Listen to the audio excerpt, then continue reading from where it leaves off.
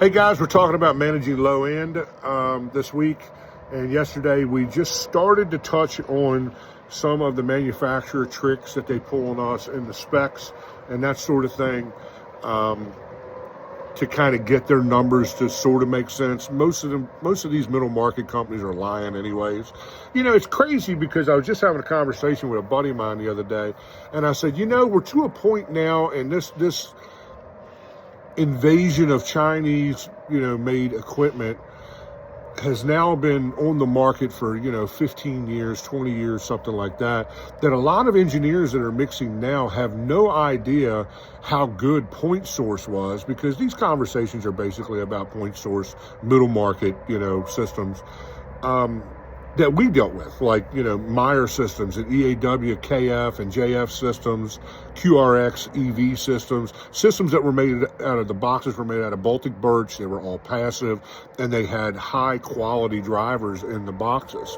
Not all subs are made the same, and in today's market, I see a whole lot of, subs out there that claim to be this, that, and the other. And then when I listen to them live, it's not really, my ears aren't telling me what the spec sheet is telling me. So that can be a little challenging to navigate. And you almost just got to go out and listen to a bunch of stuff to really understand what I'm saying here.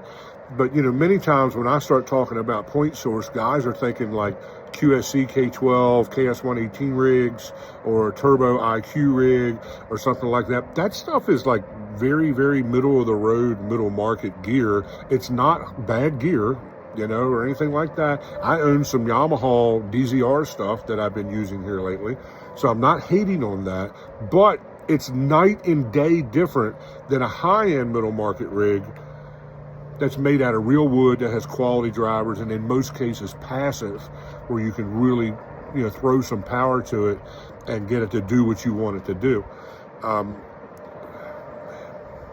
Unfortunately, it's tough, man. It's tough to navigate that world, and you got guys that are like, well, those boxes were heavy, and that sort of thing. And I told a buddy of mine yesterday, I was like, look, I would rather carry, 8 heavy boxes to a festival that I know will absolutely crush the festival than having to carry 16 boxes of plastic line array or whatever to that same gig. Now, granted, the plastic boxes are lighter, they're easier to get up in the air, but we're flying our point source stuff too. So, I mean, I can get up in the air just as quick as you can. Yeah, the boxes are heavy, but everything's on wheels.